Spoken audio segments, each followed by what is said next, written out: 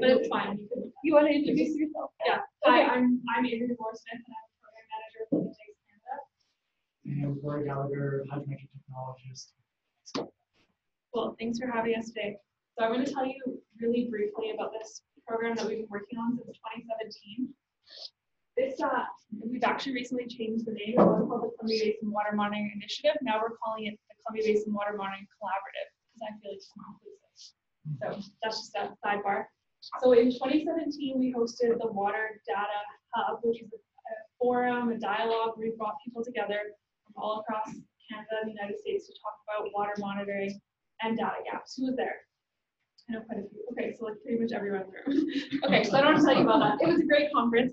I'm going to read one little quick thing that came out of the conference, just so you know what we did with everyone's information that they provided. There were so many great speakers. We formed a steering committee out of this meeting, and that steering committee, who's on the steering committee? Okay, like 3 people in the room. It's pretty good.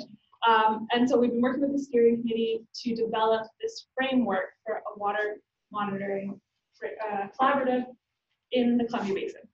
And basically, the whole reason we decided to have this initial meeting was because the Columbia Basin Trust put out this report that was authored by Dr. Martin Carver, who's a hydrologist. He's a fancy doctor. Does research. No, he's the chair of local affairs, and he put out this report basically saying there's some huge gaps around water resources in the Columbia Basin, and we need to fill these because if we don't, then it's going to be greatly impacted by climate change.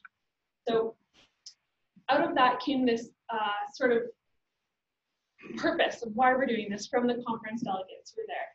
This initiative will make credible Columbia Basin water monitoring information available for engagement, education, and management decisions, all in support of watershed stewardship now and for future generations. This will be achieved by working towards cost-effective, open source sharing of local, traditional, and scientific information and filling in important information gaps while increasing local capacity and building healthy partnerships across the basin. And now I'm really excited to say that across the basin also means into the States as well, because we've started working with some amazing organizations in America, and we're looking at getting some funding to improve that as well. So this is kind of a diagram that I put together. You can't see all of that. I don't even remember what's down there, but it kind of summarizes what we want to get out of this. And not because I want Rory to talk more about the nerdy data stuff. It's way forward. But yeah, basically we have these 6 different streams with this initiative. We wanna get some money, like lots of money, so we can give you guys money to do monitoring because it's so hard to get money to pay to do water monitoring. So that's a big part of it.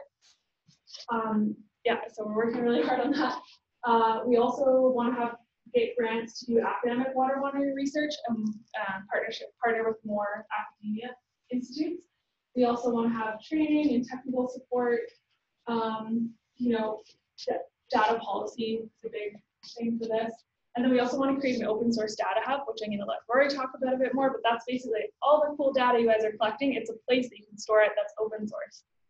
And then we also want to work, we already are, but we want to work more collaboratively with local and provincial and federal government and state government as well, so that we can be sharing information across all these different sectors.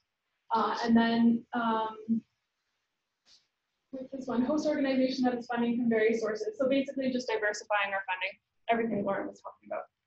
So we're actually gonna have a breakout session on this later because I only have 1 minute or 2 minutes. I don't want to go too deep into it, but if you do want to sit down and talk to us more, tell us some of your ideas about what do you want out of this? What's important to you? What does this look like to you? As you guys are our clients, we're doing this for you, we're doing this, so you have a place to store your data and so you can access it and access others' data as well. So come talk to us. That's great.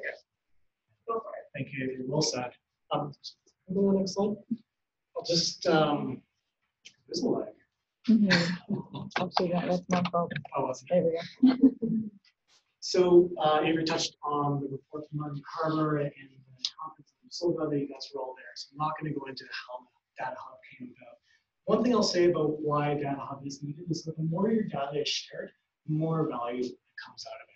Go to the next slide. And so how are we going to make that available? Well, We don't want to duplicate data from other databases.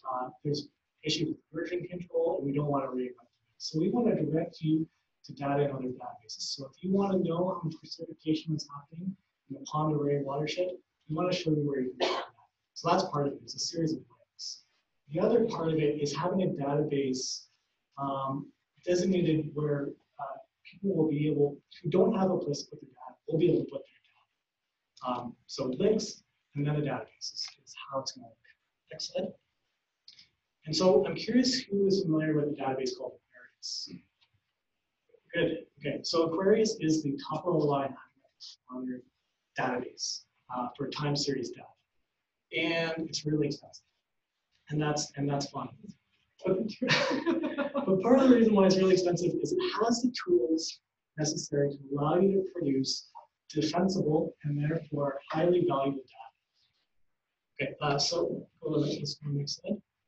So what is defensible data? Well, defensible data is data that's collected to a protocol and data that has metadata to back it up. So I want to take the example of doing stream logging. So we throw our data logger in the stream, we collect raw water. Next slide. We go to a site, we take a bunch of stage readings and offsets. All the offsets in this case are 5 centimeters, our data logger is working great. That's metadata. And the next slide. And from that, you produce stage, so your water level at a known benchmark. That's defensible data. And with all of this metadata, that's what you need to have to make it more valuable. So what we're trying to do is we're trying to find a database that will allow you to not only share your data, but make it defensible and more valuable. Next slide. So we're in talks with multiple databases right now. One of them is McKinsey Data Stream. We're interested in building these tools for us to allow us to share your data. They have a great search feature with mapping functions and it allows you to display your data. No, this is by no means the only database that we're looking at. We're still in the exploratory phase, but it's just one example. And again, like Avery said, we're excited to talk more in breakout sessions.